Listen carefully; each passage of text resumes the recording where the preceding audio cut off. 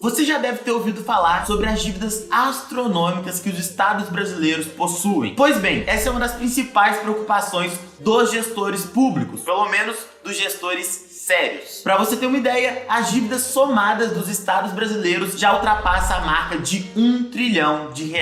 Mas aí vem uma grande pergunta: mas com quem o estado contrai essa dívida, né? Com quem ele pega dinheiro e principalmente para que ele pega dinheiro? Então vamos ver um pouco mais de perto essa situação.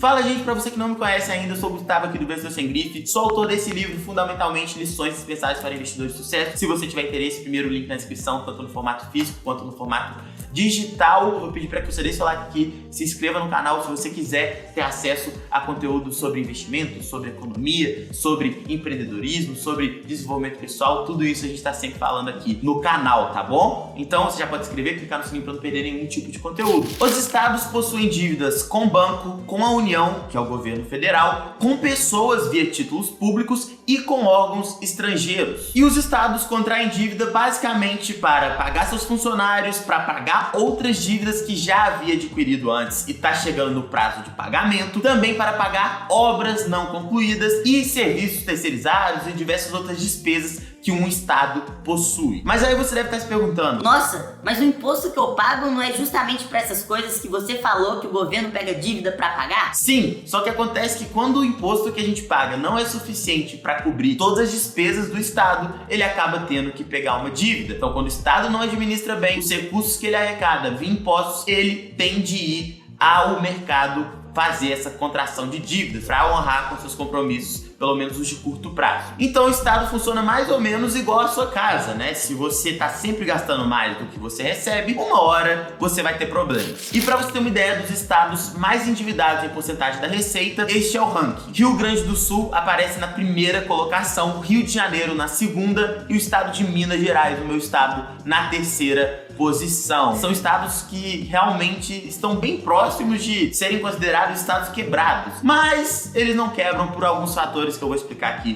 para vocês. A gente vai fazer uma perspectiva geral para descobrir se o Brasil realmente está quebrando ou não. Se a Selic aumenta os juros, né, a taxa básica de juros da nossa economia, a tendência é que o custo da dívida da União e dos estados também aumentem. Então sempre quando os juros sobem, você tem a dívida da União subindo também, né, de uma maneira geral. E pensa comigo, se a taxa de juros subir a um patamar exorbitante para controlar, por exemplo, uma hiperinflação, a consequência é que as pessoas vão ficar muito mais receosas de colocar o dinheiro naquele país, justamente porque o risco de calote aumenta. Você tem que ver pela seguinte perspectiva: se eu estou colocando dinheiro e vou ter uma rentabilidade muito grande, quando a taxa de juros está alta, é isso que vai acontecer, vou ter uma rentabilidade muito grande, você começa a desconfiar, né? Nossa, por que tá tendo essa rentabilidade tão gigantesca? Justamente porque você tem um risco maior do país. Nossa, essa rentabilidade é tão grande, isso quer dizer que o meu risco também, naturalmente,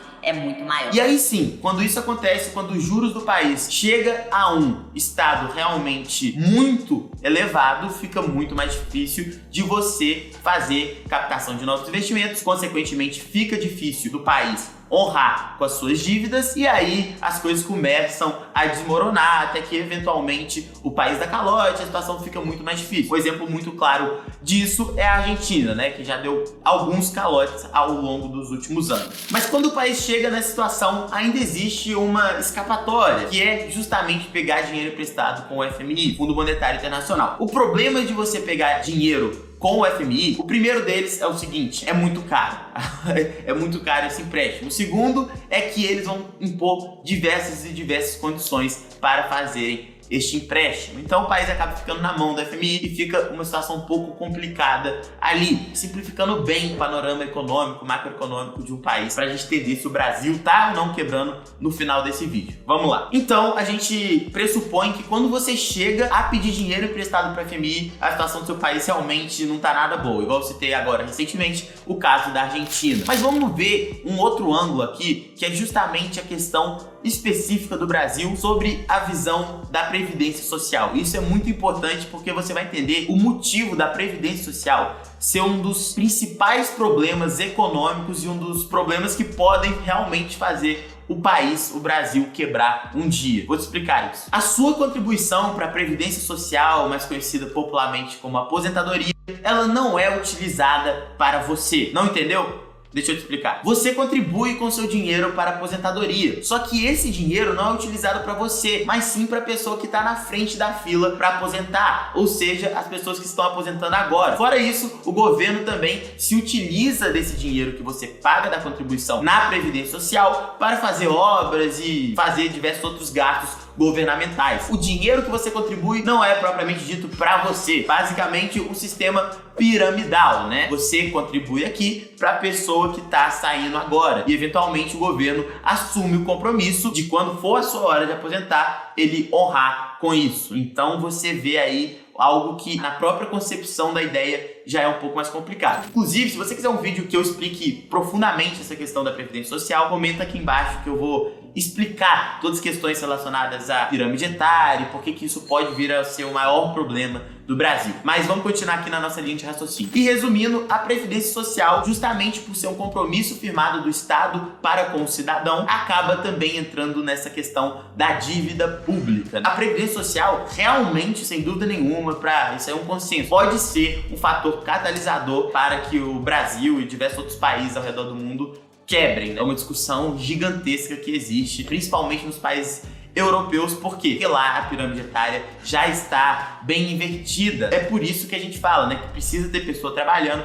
para sustentar os aposentados, justamente por essa questão aí piramidal, do formato piramidal de uma previdência social. O fato é, o que você precisa entender é que a previdência social pode ser sim um fator que acelere a quebra do Brasil e de diversos outros países ao redor do mundo. Mas o Brasil vai quebrar? Pois bem, hoje o país arca com todos os seus compromissos. Já faz muito tempo que o Brasil não dá nenhum tipo de calote e, consequentemente, fica mais distante de quebrar, como, por exemplo, nossos irmãos, a Argentina, né, que é um país hoje totalmente quebrado. Não quer dizer que não existe mais argentino, etc., mas que é um país com as dívidas públicas totalmente fora de controle. E o Brasil hoje não está nessa situação, como você bem sabe. Contudo, se a crescente na taxa de juros continuar, a situação da nossa dívida pública piora, como já foi explicado no início desse vídeo. A partir desse ponto, a gente pode falar que se a inflação não for contida, o governo precisa de adotar outras medidas além da ascensão dos juros, do aumento do nível da taxa básica de juros da nossa economia, para combater o nível de preços, né? O aumento do nível de preços. Você vê que existem algumas maneiras macroeconômicas, algumas políticas monetárias que não apenas o aumento de juros que você pode utilizar para conter a inflação. Só que a mais eficaz, que é mais incisiva, é justamente o aumento de juros, que tem esse efeito colateral de também aumentar a dívida pública. Por exemplo, se de um lado a gente tem a dívida, que seria dinheiro entrando, a gente também tem os gastos, né? E uma das maneiras que existem de controle de inflação é justamente enxugando os gastos. É como você faria na sua própria casa. Afinal de contas, você está gastando muito, o que você faz é ir cortando ali o que você, não necessariamente o que você não precisa, mas você tem que fazer escolhas. Você vai ter que viver uma vida que é um pouco pior do que a que você vive hoje, justamente para controlar os seus gastos e, consequentemente, ficar ali dentro do seu orçamento, do orçamento que você tem, que é o quanto você ganha de salário. O salário do governo nada mais é do que os impostos. Então, se ele está gastando mais do que ele arrecada imposto, ele tem que cortar de alguma maneira até para conter a própria inflação. E é justamente por esse motivo que a gente tem uma lei que é apelidada de teto de gastos, a gente tem combate contra, por exemplo, fundos eleitorais, mordomias de deputados, enfim, do setor jurídico, justamente porque a gente gasta muito com coisas que não precisa. Todo deputado não precisa de um motorista, de não sei o quê. É por isso que a gente combate essas mordomias. Isso é basicamente um conceito, seja entre esquerda, direita, centro, em cima, embaixo. Todo mundo concorda que não é necessário que exista esse tanto de mordomia para vários funcionários públicos. E agora, para a gente concluir, voltando à questão dos estados. A gente sabe que a principal forma de financiamento dos estados é justamente a União, o governo federal. Como é que funciona isso? O governo estadual pega dinheiro com o governo federal. Essa é a principal fonte das dívidas públicas dos estados, que eu falei para vocês no início desse vídeo, que já supera R$1 trilhão. Então é muito importante que os estados brasileiros, que em sua maioria estão realmente quebrados e estão precisando de resgates do governo federal, que eles controlem os seus gastos. Os motivos disso são bem claros. Pensa comigo, todos os estados passam a gastar mais do que arrecadam. Isso, em última instância, se configura como dívida. Então, os estados têm muita dívida. E se eles não conseguem pagar essa dívida, o que acontece é que o governo federal acaba tendo que honrar esses compromissos, porque ele é o principal credor desses estados. Então, se os estados não pagam, isso é um calote dos estados para com a União. E isso, sim, é um grande problema para o Brasil. Você pensa se, por exemplo, o Brasil recebesse um calote dos estados dessa dívida aí de R$1 trilhão.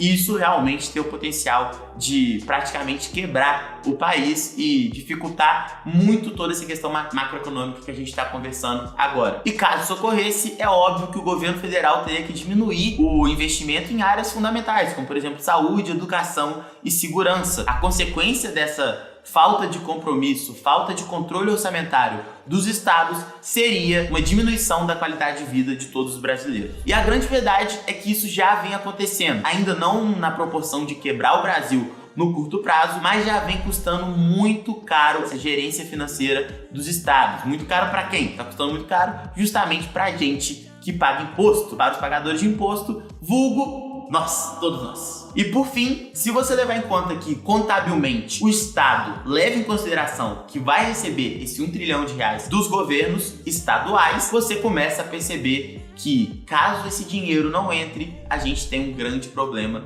em nossas mãos. E para que esse dinheiro entre, para que os estados honrem com seus compromissos, que na sua grande maioria são com a União, os governos precisam gastar menos, os governos precisam controlar os seus gastos. Isso vai também acarretar num pequeno problema no curto prazo para investimentos em áreas fundamentais também. Mas por que disso? É fruto de muitos anos de um descontrole nas contas públicas, de muitas mordomias e de muito dinheiro sendo utilizado sem necessidade, de uma ingerência. Se a gente puder resumir isso tudo em uma palavra, seria ingerência, principalmente dos estados, porque o governo federal há alguns anos já está muito melhor do que já esteve, por exemplo, na década de 80, né? Muito melhor. Contrapartida dos estados desde então só vem piorando. Então é isso, se você gostou e quiser uma parte 2, comenta aqui embaixo. Até o próximo vídeo e valeu!